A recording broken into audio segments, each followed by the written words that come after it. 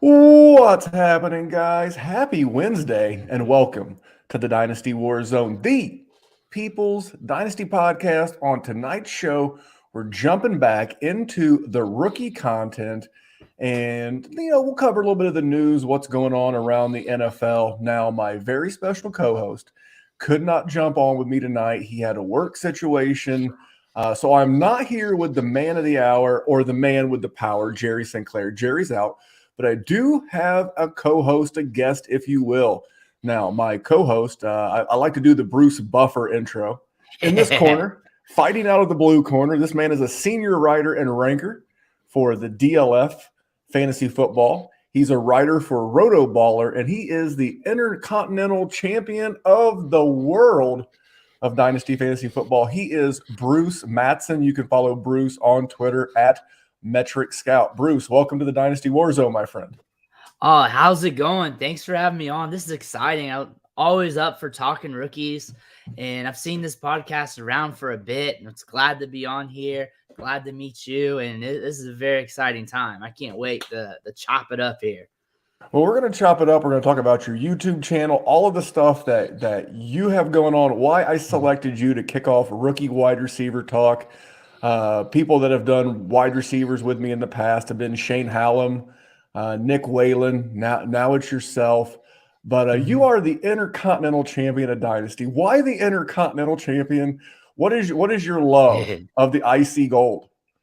I am actually, as you can tell by my avatar on Twitter, I'm a big Mr. Perfect advocate.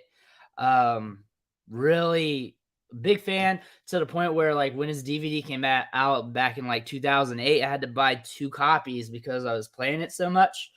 And once I got on with DLF, created my Twitter account, the first thing I wanted to do, instead of having like players and the symbol, I wanted that IC belt on there. I wanted that on there to represent.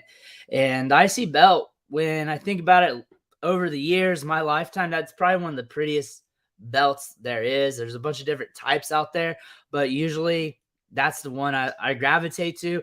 And over time at the WWE, WWF, usually the IC belt represents the best worker, the best work rate, the better wrestler, and it's something you want to put into your own work as well. So there's actually a lot going on with that. Yeah, and we won't make this a wrestling podcast. I'm an old fan as well. My favorite IC champion of all time was Razor Ramon, a.k.a. Scott Hall. But you're absolutely right. I love that. For those that don't know, you're not a big wrestling fan, that's fine.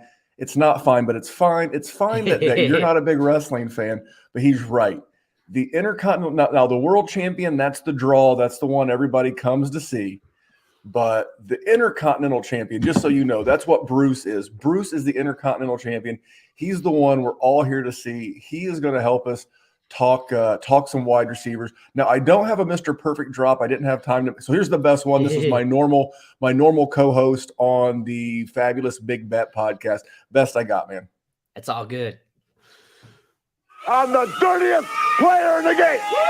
I know one thing: win at all costs. So there you go. A little Ric Flair. Best I had. I love me some Flair. How can you not? But the best I can do now, we have a YouTube channel. Live tomorrow night, we're doing a Dynasty WarZone get-together. We're going to have Kyle, myself, other members of the Dynasty WarZone, the Fantasy Football Smackdown, the Dynasty, the Daily Destroyer. We're going to be on YouTube, and we're going to be talking the Super Bowl and Super Bowl food. Now, Bruce, I know you have a YouTube channel. Before we get too far into what we're going to talk about tonight, tell me a little bit about your YouTube channel and what's cooking currently at the DLF, recently purchased. Yeah. What you got, man? I currently got my own YouTube channel that I've been pumping out lately. You can catch it on my Twitter handle pretty much, or just search me for a Bruce Matson.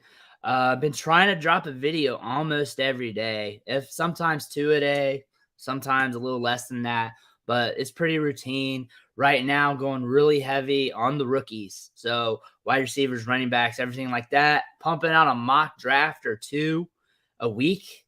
And those tend to be different. I try to keep them with different themes, whether it's super flex and people are going overboard on quarterbacks, or it's super flex and people are fading quarterbacks, or people are going overboard on running backs or whatever, trying to give the subscribers a different look.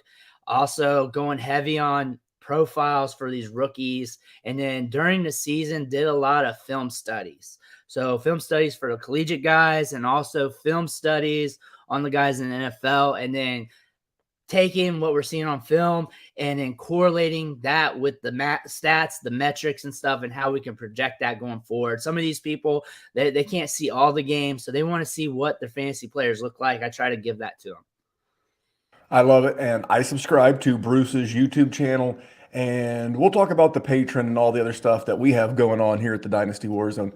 But if you're listening to this, and I know maybe you're at work, and if damn sure don't do it if you're driving, but if you're able, hit pause right now on the podcast. If you're listening and you're not driving a car, operating machinery, hit pause, go into the show notes. You'll see a link for our Dynasty Warzone YouTube channel. While you're there, once you hit subscribe to our channel, go over to Bruce's. Just search Bruce Matson. It's Matson, Bruce Matson, or search Metric Scout, Bruce Matson. You'll find him. Subscribe to his YouTube channel and leave him a thumbs up on a video. I think that's the wave of the future on YouTube. Shorter content. They now have YouTube Shorts. Have you been doing those? I've done a little bit over the summer. I felt like the hit rate wasn't as good compared to TikTok, so I mainly do my shorts on TikTok. Sometimes I'll funnel some of the TikTok vids over to YouTube, but usually I just stick to my longer form videos over on YouTube. Usually they're around 6 to 10 minutes long. Sometimes I'll have a little longer ones, but usually I try and stay around the 10-minute range. There you go. So go again, YouTube, search Bruce Matson, Metric Scout, subscribe to his channel, and stay ahead of the rookie content. Now, Bruce, this is normally where we do a segment called Good People, Bad Tweets. Now, we don't have a good person with a bad tweet. That's Jerry and I's role every Wednesdays. We try to keep these Twitter streets safe for the Dynasty consumer. But what's a tip going into rookie season? What's a tip maybe right now that from an overall standpoint, just with rookies in general, maybe it's a tip on some startup advice? What's something you would throw to the Dynasty gamer out there as we go into this very busy season of startups and rookies and so much more?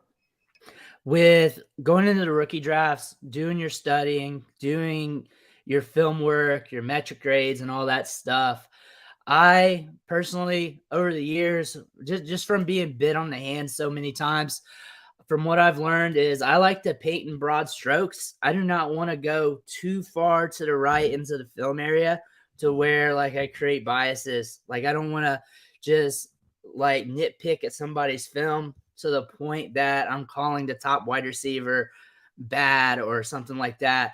Also, same thing on the metrics portion. Like metrics are good, tape is good, but once you get too far on the other side of each spectrum, that can really put you down a bad road to where you're tricking yourself up, creating biases, where really you just need to keep it simple, see how these players can win, see how they can succeed, and just keep it moving and let everything else play out for you. I love it. And I'll share one of mine. This is one of my, I keep my circle of people that I follow because I'm not a much of a film grinder. I do love data. I love stats. I love all the above. What I do personally is like Bruce. Like I said, I love his work around the wide receiver position. Not that he's not good with running backs or tight ends or quarterbacks. That's not what I'm saying. I love his wide receiver work, but I have Bruce. I mentioned earlier Nick Whalen and Shane Hallam and Ray Garvin and so many more. Cody Carpentier, another guy. Don't want to leave him out. And then I cross-reference those guys, my dynasty go-tos, with the Todd McShays, the Daniel Jeremiahs, the Lance Zerlines, the Greg Cosell. Greg Cosell is the king of the film grinders, and I cross-reference. That's how I wound up in, as the loyal listeners of the show know, that's how I wound up on Javonte Williams so hard. It's like, and he's a great example. So last year, a lot of people loved Javonte Williams coming out of North Carolina. I wasn't sold. I was much more of a Najee Harris guy, and I still am. But it's like, wait a second. PFF has him as their number 1 rated rookie running back in this class. Okay, that's got my attention. Then our own Dallas Hyder was a big fan of Michael Carter and Javonte Williams. And then other people, Ray Garvin, a lot of people. And then Greg Cosell, that was the nail in the coffin. It sealed the deal. It's like, wait a second. I've got even though they're kind of their own proprietary metrics, I've got PFF ranking this guy super high. I've got a member of our own team ranking him super high, a guy that I super respect and Ray Garvin ranking him super high. And now the king of the film grinders loves him. What's not to like? Check, check, check. Then he gets a sweet landing spot. How do I not love Javonte Williams? So that would be my big tip of the Dynasty season. Cross-reference it, not just amongst all the fantasy people. It's good to get multiple opinions, and maybe there's going to be a guy that Bruce likes that I don't, or vice versa, or a guy that we both like. Don't be afraid to cross-check us, but don't be afraid to cross-check us with different genres of football. Is that fair, Bruce?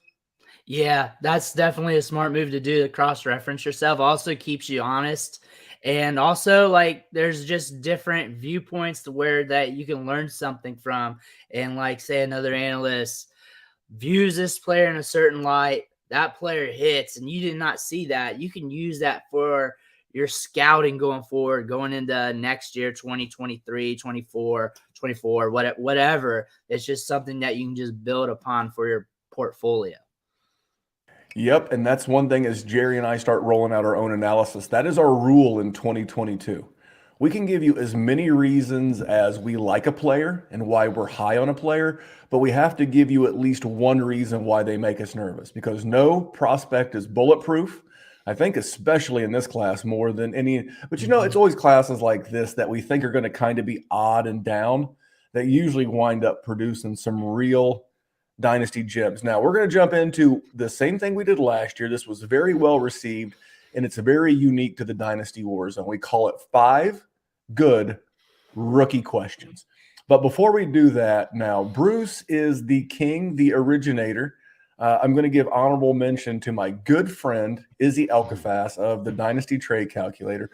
But Bruce is the OG supporter of one Rashad Bateman. Now you remain extremely bullish on Mr. Bateman. I'm going to hit you with a question early. Where do you see Bateman's career trending in 2022?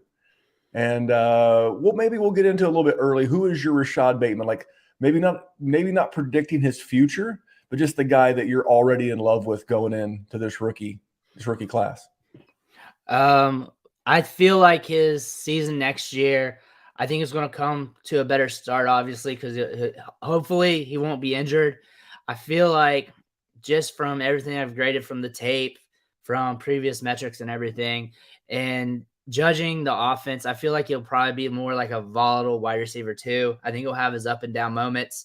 And I think the volume of the offense is really going to dictate what this team's going to do, especially because of the start of the season for the Ravens, they were pumping it downfield a lot more air yards in the offense.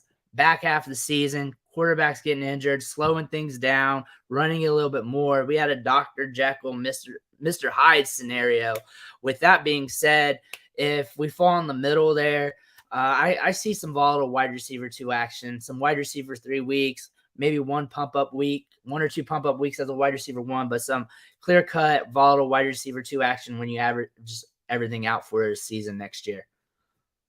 All right. And then who's the guy you're already in love with? I'm going to hit you with the 5 questions I sent you. I promise we are going to cover those questions, but who is a guy that you're already having those Rashad Bateman vibes on? That is David Bell, wide receiver for Purdue. And really, I love it. Prospect profile wise, they're very similar. They're both like the smaller Big Ten schools, Minnesota, Purdue, early breakout ages. Both of them broke out in college at age 18. Both of them have been productive from a market share standpoint from age 18 to age 19 to age 20 to when they came out for the draft. 2020, both of them had a weird COVID year statistically. Rashad Bateman's counting stats looked low in 2020, but when you average them out, from a ownership standpoint, they were good. Same with David Bell's. He had over a 30% market share, even though the counting stats looked low. A lot of people are doubting Bell's athleticism, even though there are moments where people pegged him at running past 20 miles per hour within like 4.5 seconds or whatever. Rashad Bateman, same way, but both of them have very similar skill sets too. Both of them can track the ball well. Both are pretty fluid route runners, actually. They can sell their routes. They got swift feet. They're very similar in how they play the game, but a little bit different as well. Yeah, I like David Bell quite a bit. I remember when they played Michigan State. I live in Indiana, so I'm about 65 miles an hour, 65 miles away from the Purdue campus. And I remember sitting in a restaurant having dinner that night with my wife and just watching David Bell go to work. I think he had 218 yards, if I remember right, in that game. Yeah. It was just gross. And, again, this kind of goes back to the conversation we were having earlier. Don't let the combine be the end all be all. It's just another data point along the way.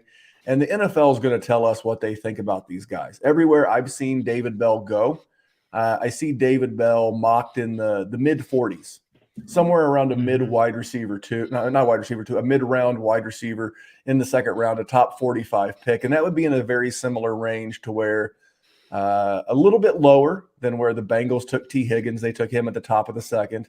The Colts took Michael Pittman in that 35 to 40 range. So it wouldn't be too far off from that. So similar draft capital to those guys. Can't wait to see him test at the combine and can't wait to see another Big Ten wide receiver potentially break out in the NFL. So here they are, Bruce. We've talked a little wrestling. We've talked a little bit. Maybe we'll talk the gym. We'll talk the gym at the end. Oh, yeah. But you're a wide receiver guy. You're my wide receiver guy this year. So we're going to start you with 5 good rookie questions. Give us a rookie that you will not be leaving rookie drafts without. Where do you think you'll get this rookie in drafts, and where do you think he'll go? So you're going to get him in what round? Maybe you can give us a 1 QB or a super flex or both.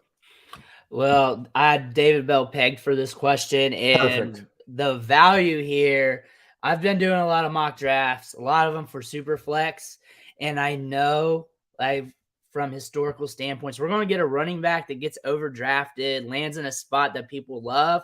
They're going to get pumped up. I feel like in super flex, I'm going to be getting David Bell. He's going to be falling around 201, 202 range. He's going to fall a little later than what we anticipate him to be, maybe 112-ish, but I'm willing to pay a little bit more than that anyways, 111, 110. I'm looking to get him in the back half of the first round, and I'm looking to get him in a lot of leagues, especially those leagues that I came away feeling good with winning it or going deep in the playoffs where I have those late spots. That David Bell's my prime target right there. I'm looking for him to get second-round draft capital in the actual draft. I'm looking for that to boost his value a little bit, and I like his value there in super flex. I think in 1 QB, just by gauging the market, at the highest, probably a mid-first round pick, but probably around the latter part of the first round too.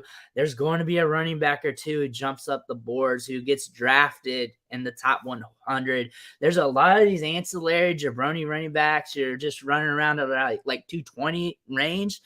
One of these teams are going to pull a trigger on one of those. Fantasy community is going to fall in love with that, and that's going to dilute Bells and maybe another wide receiver like Jameson Williams stock it down a little bit, and I want to capitalize on that discount. I love it, and you don't always want to compare everything to the outlier. Maybe that could have been our good person, bad tweet. Everything I see is this, like, we're not talking quarterbacks today.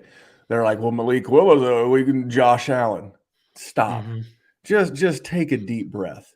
Stop. Josh Allen was the one-off. So I don't want to be the guy who finds like the anomaly of the anomaly and say that, well, you don't have to be a great wide receiver or a great athlete to be a great wide receiver. I mean, Cooper Kupp, almost identical size to David Bell, by the way.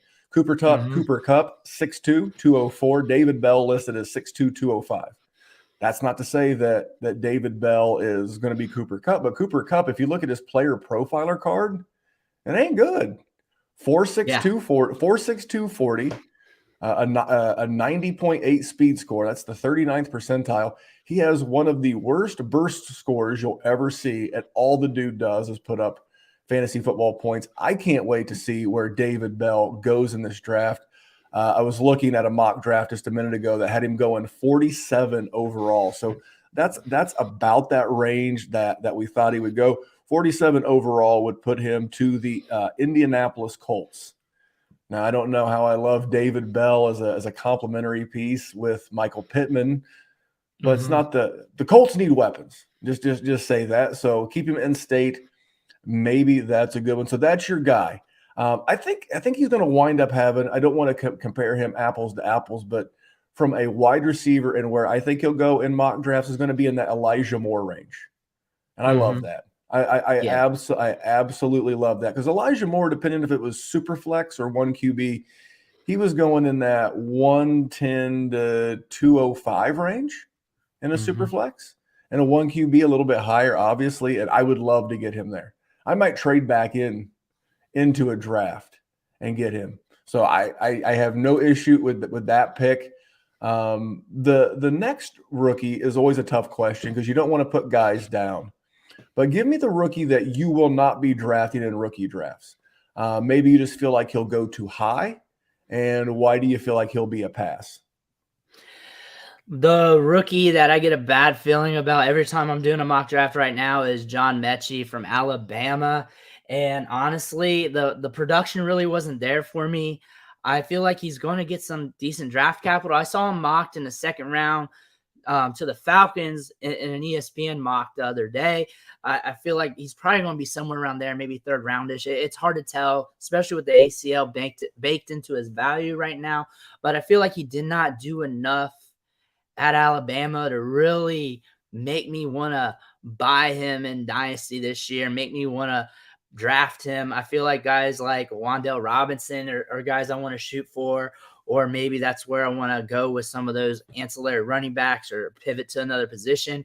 But I don't feel very safe. There's some good things in his profile when you're looking at the tape. Like he is a little bit crafty in route running. He can separate a little bit, but I feel like it would have been best for him to come back for another season at Alabama to really build upon his stock and portfolio. This draft of wide receivers here, it's a pretty good stack of guys, and I feel like another year of seasoning, he probably would have been better with the 2023 class, and maybe if he could have produced a little bit more. Another thing that I'm skeptical on is he allowed Jameson Williams to come in there at Alabama and steal a show. Jameson Williams went off, became the guy, and John Metchi was supposed to be his year. This was supposed to be his year to blow up. Jameson Williams said, "Sorry, it's my house now," and he blew up. Yeah, and I was just looking. I use Tankathon. It's easy. It's very mobile, friendly on the phone. Their mock drafting has him going in the mid-third, 86th overall. And they have him as the 12th wide receiver off of the board. Does that feel fair to you? That feels fair to me. Wide receiver 12 off the board. When it comes to rookie drafts, though, really depends on what's there. I feel like I'm pivoting to running backs at that point, or pivoting more depending on the format, whether super flex or one QB. I might be pivoting to quarterback as well. Maybe even going after Trey McBride if he's fallen. Sure. He feels like the guy that could get overdrafted based on the fact that he went to Alabama, and if he lands in what's perceived to be a very good spot. You know, if he were to land in a Las Vegas, a team that we know needs a wide receiver. If he were to land with the Colts, again, a team that needs a wide receiver. Just anywhere where Atlanta, you mentioned you saw him mocked to Atlanta the other day. I saw the same mock draft. If he winds up on a quote-unquote perceived good landing spot, I think he'll get overdrafted in mock drafts. I don't have a problem with a wide receiver 12. Now, I'll be honest, I don't want to, downplay the landing spot, but that could be a tiebreaker for me with a lot of guys in this range, like Romeo Doubs. Am I pronouncing that correctly? Yeah. You mentioned Wan'Dale Robinson, Justin Ross. There's a lot of guys in that range That landing spot and NFL draft capital could make the difference. But I'm with you. Where these guys are going to go off the board in rookie drafts in 1 QB, you're talking the back of the second round. I'm going to reach on a running back there. Because if you think about last year, you had Elijah Mitchell. I'm drawing a blank on the Elijah that went to the Bears. Drawing a blank. Oh man, Elijah Mitchell, Elijah Moore. I'm drawing a blank too. But we know who we're talking about. He was. Those are the kind of guys that if they hit, you tend to get more value, and it tends to be more flippable early. That's going to drive me crazy. I'll look it up while we're getting into the next question. But yeah, I don't think I'm going to wind up with much Metchi either. Try saying that 3 times fast. Much Metchi. Say that 3 times fast. As much Metchi. Yeah, not as easy as it sounds. So, who's the most overrated rookie in this class? Can you tell us how you feel he's overrated and why you're a little bit lower on this player than consensus? Yeah, it's more of a recency thing right now. I'm probably going to forget about him mostly here in the next couple of weeks, but this stems from the Senior Bowl and not really overrated. There's some good things in his tape that's pretty cool. He's athletic. He can break off routes, but it's Christian Watson from North Dakota State. He's kind of an older prospect. Took him till he was age 20 until he got his first touchdown at North Dakota State. They played that one game in 2020 during the COVID year, and he had these opportunities for him to transfer out to go to another school to prove himself. He never did that. That's very questionable here. Like, why wouldn't you go, especially once Trey Lance is out of there? You might want to just go somewhere else to see if you can improve your draft capital. His productions metrics have been very off and on throughout his career. He broke out at age, what was that? Broke out at age 20 with a 25% market share. Then 22 this year, 35.35% market share, and really was a late bloomer. Started a little late at age 19. But the thing is, I don't know if the draft capital is going to be there either. So if he slides in the draft since he's a smaller school guy, then that might be something to watch. If he falls in rookie drafts, he may be just a late round flyer. But when you're gauging the buzz from the Senior Bowl, he's just a player to watch out for because there's a lot of question marks in his profile. Did he win at Senior Bowl? Yes. Did he look good? Yes. But is there red flags that you need to cross-reference what we're seeing with? Yes, there definitely is. And you just got to be on the lookout for that. Yeah, he's a big dude, 6'4", 211. Like you said, good Senior Bowl. He's another guy that when I get to certain guys, I put guys like him in a tier, and I wait for the NFL to tell me what they actually think. We can read all of the mock drafts. I know Cody Carpentier, I mentioned him earlier from Roto Underworld, does a great job with mocks over there as well. And he goes through and curates where a lot of these guys are projected to get drafted. So based on where he gets drafted, when he gets drafted, I could see him, and I could see why you think he would be a little overrated for different reasons. He's starting to have that Bryan Edwards feel to him. Now, nobody wanted Bryan Edwards to be a bigger thing than me. I was convinced this guy could be. It was a great situation. He was going to outshine Hunter Renfrow, and he was going to outshine Henry Ruggs, and he's had every opportunity, especially this year with Darren Waller missing a lot of games, and he just didn't seize that opportunity. So I'm not ready to cast that dispersion yet on Christian Watson, but he was someone I'll definitely keep an eye on, and I definitely want to see true NFL combine metrics before I make any decisions. A couple more questions. We'll get you out of here. If someone's overrated, someone has to be underrated. Who is the most underrated rookie in this class? And can you tell me why you feel like this guy's underrated? I feel like Justin Ross is a very underrated wide receiver this year. This dude broke out at age 18 with a 23.89% market share of Clemson's offensive passing production. There's only 3 wide receivers. When you're talking about the main wide receivers, like the main 20 or so, have broken out at age 18. Not many of them have done that. And he did this at Clemson. he was productive at age 19. And then the year after that, he had the spinal injury, so he had to sit out.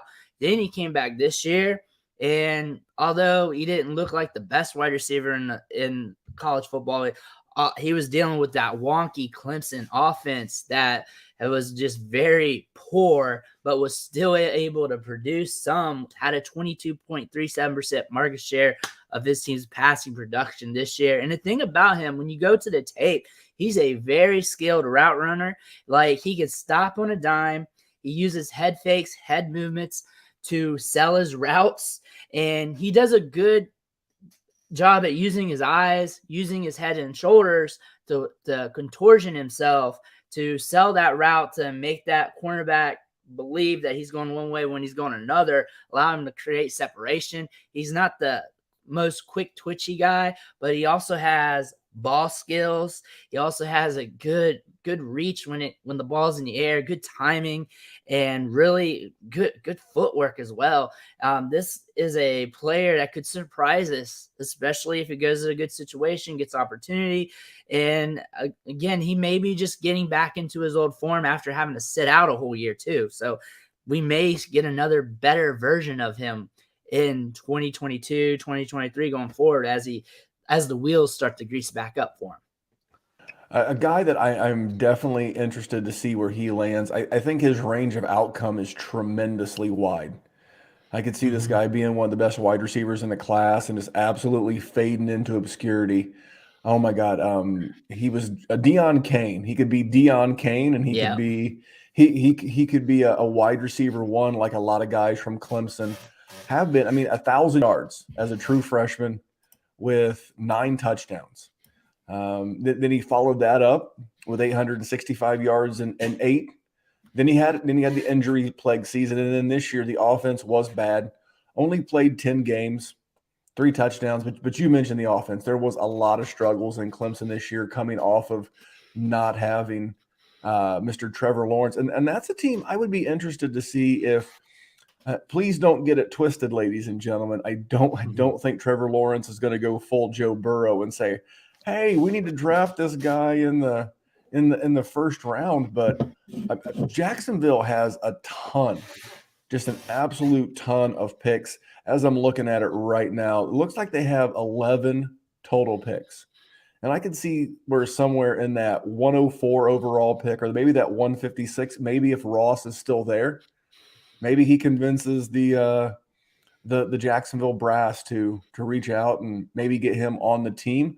I think that's the best case scenario for him, but he's a guy that I will certainly keep an eye on because of the early breakout age. Another guy that could fill those Brian Edwards shoes as a super early breakout, as a very young guy, and then did not quite, I guess, finish as strong as he started and had an injury. So a lot of similarities.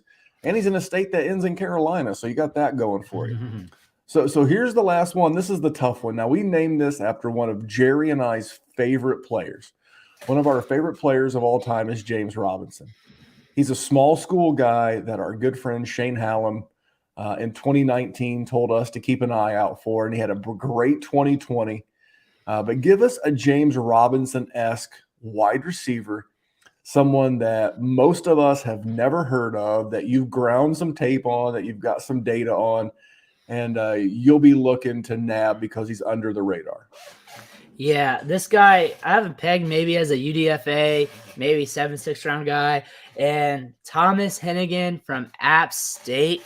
Very interesting prospect profile for this dude. He's like 6'1", about 200 to 210. We'll see when pro days happen or combine, if he makes it there, where he weighs in at. But when you gauge the pictures, when you gauge the tape, he does have some thickness to his frame. And interesting statistical career there at App State. Broke out at age 19 with a 20% market share, and then had a dip in his production because they moved him more to the slot, but started to become more of a deep threat later in his career. But was productive, a 27% market share during his junior season, 27% market share during his first senior season during the COVID year, and came back this year to play that final year to build up on his stock. Had a 23% market share. And when you watch the tape, He's very aggressive when the ball's in the air, has the my ball mentality. And then after he gets tackled, he's not afraid just to get up and talk smack in that DB's face. He's very aggressive. I like that. He has decent change of direction skills, very fluid in his movement. Long speed's not really there. He's not going to wow you with a 4.340, low 4.440, but you shouldn't expect that with all wide receivers either. Route running looks like it's pretty decent. He's talking about how he can run the full route tree in his interviews. And I look for him to be a guy that might bounce around the league a little bit, get his opportunity somewhere down the line. If he can grasp it, if the ball falls his way, he might be able to stick somewhere. But there's just some specs in here with his profile, with what we see on tape that could allow him to surprise us somewhere down the line. I was looking, I pulled up his profile as you were giving us that breakdown. 6 foot tall, 220. That's thick. That's with 2 C's. That's a lot of man, because we were talking about Justin Ross and Christian Watson just a second ago. Both of these guys are in that 6'3", 6'4" range, and they're both 210. This guy's a full 3 to 4 inches shorter than those guys, and got 10 pounds on him. So a very sturdy guy. I love watching good route runners. Someone I literally wrote down the name. Jerry and I have always called those type of things here on the show writer downers. When someone gives us a name that we've never heard before. Now you'll have to, when we get done with the podcast, you'll have to send me a link to watch some of your tape. I can go over to your YouTube channel, and when you search Bruce Matson, I've done it, guys. You go there, and it says right there, Metric Scout. It's a blue circle. It's got a picture of a human head profiling to the left, and it's blue and yellow. And when you go there, you go right here, and you go, listen. See, that was me subscribing. See, technically, I had unsubscribed earlier while he was, answering her question, but I wanted to do that for effect. So you know what to do when you go to YouTube. You subscribe to Bruce's YouTube channel. Well, listen, I got one more thing to ask you. We'll get you wrapped up here. What's another piece of advice you would give someone during rookie season? Let's talk about this wide receiver class. One thing I'm thinking about here as my overall strategy for this wide receiver class is it's very comparable to what I thought of the previous ones. And as I look at it from a macro standpoint, I want to spray and pray on these wide receivers. Naturally, we all are. We're going to be wrong on some of these players, but there's a lot of good wide receivers in this class, especially around that first round range, early second round range. And I'm going to be trying to get a mixed bag of a lot of them, whether it's Jameson Williams, Treylon Burks, Wan'Dale Robinson, some of the guys I previously mentioned, Justin Ross. And then sometimes when I'm doing that, I'll draft guys I don't like. I'll draft a John Metchi, maybe get that one share just sitting there just in case as a hedge, because we're all in a bunch of leagues. If you're listening to our podcast, watching our videos right now, February 8th, you're into Dynasty. You're probably going to be in a lot of rookie drafts. This is a class that has a lot of talent, and it's a lot of diverse talent. You got some separators. You got some big-bodied guys. You got the downfield wide receivers. You got a little bit of everything. Not all of them are going to hit. So a lot of them are probably going to do something for us. They're all going to hit at different times, kind of like fireworks going off. I kind of want a little bit of everything. That's my strategy for the wide receivers in this class is I'm going to be playing Call of Duty. I'm going to have the P90, and I'm going to keep the trigger pulled down and just spraying and praying on wide receivers. There you go. The big thing I took away from that was diversify. Don't lock in. There's not going to be one wide receiver, regardless of round, that you just absolutely have to have in every single league. You want to walk out with a little bit of Treylon Burks. You want to walk out with some David Bell. George Pickens. We didn't spend much time tonight on George Pickens. What's your thoughts on Pickens real quick while I've got his – like he's one of the bigger names we didn't mention. Anything on Pickens or like a Jahan Dotson?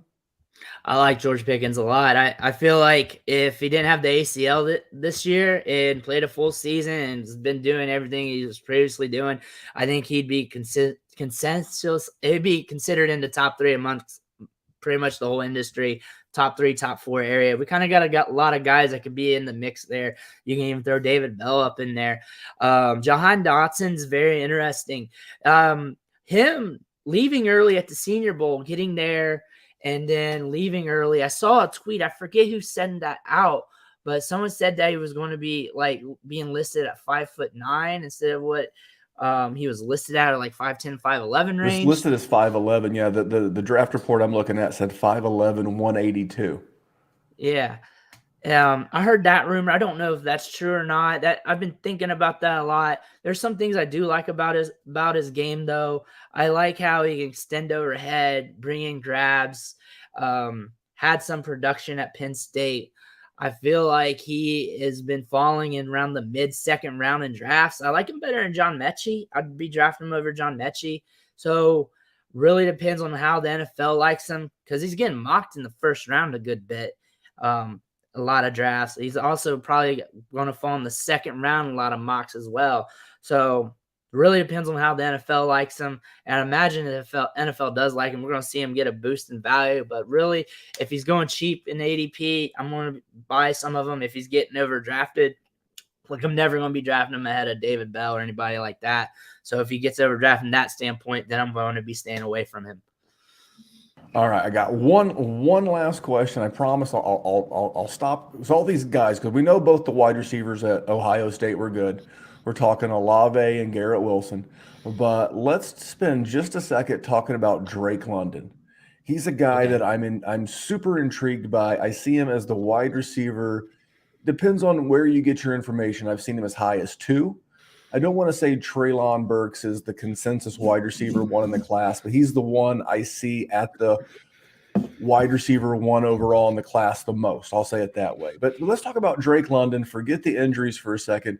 Let's just talk about his style of play. It feels like that old school 6'4", big body, Dez Bryant, box him out, rebounding, jump ball, wide receiver. It just feels like that's a little bit atypical of the way the NFL game is played now. Is that the kind of game that you think he plays, and how do you think he translates to the NFL and in today's NFL? So a lot of people are comparing him to like a Mike Evans-esque wide receiver, which is true. He gets downfield, boxes out dudes, and high points the ball. Former basketball player in that standpoint. He's like 6'5", or at least listed at that part. But when you watch his tape and you start watching him run some routes, make some breaks and whatnot, he's very fluid for his size. He moves laterally pretty good for a 6'5" guy. I'm not saying he's a separator like Keenan Allen or anything, but for his size and from a movement standpoint, he moves laterally pretty well. I feel like since the NFL nowadays, wide receiver set, 3 wide receiver sets about 80% of the time. And considering you can have different types of wide receivers in there, in those 3 wide receiver sets, I feel like there's a spot for him. I feel like as a downfield guy, air yards guy for fantasy, because he's going to be a guy, considering he gets downfield a lot, he's going to get a lot of those air yards, which is going to give him a lot of opportunities for fantasy points, especially for them splash weeks. Drake London is got a good portfolio for that. Well, that's good to hear. And I'm going to give a plug to a podcast. I don't know if you ever listen or not. Colin Cowherd has started his own podcast channel called The Volume. And earlier in the week, he had an interview with Calvin Johnson, the former Detroit Lions great, who was a big man in his own right. I believe he was 6'5", if I remember correctly. And he asked him if, how he would want to play in today's NFL. And he said that he would have liked to have played more in the slot. And I found that fascinating, that a guy that big would want to play in the slot. And it got me thinking, that's where this question about Drake London came from. It's like, well, if Calvin Johnson could have done it, I mean, I'm not saying Drake London's Calvin Johnson. He's got a lot of steps to take in his career to even be considered that good. But it just got me thinking, in the right offense, could he be that guy? He's certainly an intriguing prospect. And I want to answer one of our biggest supporters here on the show, Mike Kinney. He said, where's the best rookie landing spot? I'll give you a minute to think on that. Bruce, I'll tell you, for me personally, I think the best rookie landing spot right now would be LA with the Chargers, especially if they let Mike Williams walk in free agency, and he winds up like, you talk about a great spot for Drake London. He just comes right in and plugs right into the Mike Williams role. And I know your first thought might be, but Memphis, Mike Williams has not excelled in that role, and it's kind of true, but part of his issue has been injuries. If Mike Williams could string together an entire healthy season, he could have had a monster wide receiver one season in LA. So I think the Chargers would be a spot that I would be keeping an eye on. This is kind of a guess because it's a huge wide receiver free agent class. I'm not sure what the Packers are going to do with Javonte Adams. You got Chris Godwin, you got Juju, and those are just the guys that come to the immediate top of my head. Do you have a landing spot today that you would point out as a great spot for a rookie to land? So first thing that went through my head, and I kind of smiled when you said it, I was thinking the Chargers initially. So I'm going to pivot off that to give the listeners something else. I think Dallas is an underrated, tricky landing spot. Amari Cooper's contract's going to be up here soon. He's getting older. Cedric Wilson's pegged as a free agent. Cowboys are fourth worst in the cap right now. They're not super bad under it. They can probably shuffle some contracts around to get under the cap, but they're going to have to make some tough decisions. Dalton Schultz is a free agent. He's probably going to test the waters. All these guys should be testing the market to maximize their contracts. Whether they come back and re-sign, that's a different question. But this team's going to have to make some decisions this year. They're going to have to make some decisions next year. They need to shore up the offensive line and stuff like that. But wide receiver in the future, especially wide receiver 2 and wide receiver 3, are positions where they might want to be looking at. Dak has a short sample size in 2020 before he hurt himself, slinging the rock a little bit. They like to mix it up with the run, though. But this could be a sneaky landing spot for a wide receiver that many people aren't thinking about, especially through the draft. That's the cheapest way for them to get wide receiver talent, considering they're handcuffed by the cap. And I'm going to throw out one more that I thought of, just because what I'm looking for when I'm saying a good landing spot, I'm looking for a cross-reference of quarterback talent and need. And I would tell you, be on the lookout for anyone that the Jacksonville Jaguars draft, either they have the first pick of the second round, the first pick of the third round, and the 70th overall pick. They have 4 picks inside the top 70. If they use a 33, the first pick of the second round, on a wide receiver, we're talking T. Higgins, Michael Pittman type draft capital. That's a commitment. And that's the de facto number 1 in Jacksonville would be a spot, because I do believe in Trevor Lawrence. I like the hiring of Doug Peterson there. We'll see how it shakes out in Jacksonville. But I want to thank you for stopping by, man. You've been a great guest. You bailed me out with Jerry having to work late. Mm-hmm. And let's talk about the gym for just 1 second. Now, you're a gym guy. You're always, if you're not following Bruce on Twitter, again, you got to follow @Metric Scout. He's always posting like healthy treats, like protein infused ice cream and a lot of random goodness. What's your go-to cheat meal? What's your go-to cheat? My go-to cheat, well, the ice cream's my main one, and my other main one, a lot of people do it. It's pretty simple, but I like to mix whey protein into my oats along with sugar-free maple syrups, a little bit of Splenda, and some cinnamon. I always got a lot of protein hanging around the house, so I got different flavors. Another thing I like to do is you got to have a really good skillet for this. Good non-stick is I like to use egg whites and use that to make a tortilla, and then I'll make tortilla with the egg whites, or I'll use the egg whites and I'll get the lowest calorie pizza sauce you can get. You just look at the canisters; they're usually around like 30 calories per tablespoon. You get some non-fat mozzarella, some turkey, pepperoni, and you take your egg whites and you make kind of like a mini pizza in your pan. And then you put your pizza sauce, your mozzarella, your toppings in there. You let it cook up a little bit. Add a lot of seasoning, though, a lot of salt, a lot of oregano, a lot of Italian seasonings, because that egg whites isn't going to have that pizza crust flavor. You let it crisp up a little bit, and you can either take it out flat like a pizza, but it's going to be a little flimsy because it's egg whites, or you flip it over. You kind of got like a little egg white pizza quesadilla. That's one of my favorites too. It's pretty high on protein. Calories are a lot lower and lower on carbs as well. There you go. All the flavor, none of the guilt of the calories and the sugar. Well, Bruce, man, I really want to thank you for stopping by. We're going to be pivoting. So just for the listeners that listens to all the content here at the DWZ, we're not too far away from shifting to where we'll be doing Mock Draft Monday, where Jerry and I will be hosting. Maybe we can get lucky and get Bruce to come back and do a rookie mock draft with us. We'll be doing it live on YouTube. We'll have the screen pulled up. We'll have it up on Sleeper. You can watch along with us. We'll be doing super flex, 1 QB, tight end premium, no IDP because that gets weird. But we'll be doing all kinds of mock drafts. But Bruce, man, I want to make sure that these people check you out at Metric Scout on Twitter. You can find his work at the DLF, and most importantly, that YouTube channel. And we have a Patreon, patreon.com/Dynasty WarZone.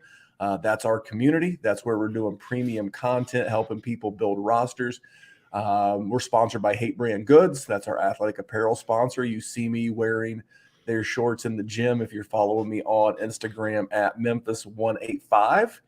But besides all of that, if you're not in a position, because the economy is what it is, if you're not in a position to support it, nothing goes further than just going over to old YouTube, clicking that like button, clicking that subscribe button, leaving a comment, watching a 6-minute video, and, give us that interaction. It's totally free, and it's a great way to support both the Dynasty WarZone and the Metric Scout YouTube page. Bruce, my man, thanks for stopping by.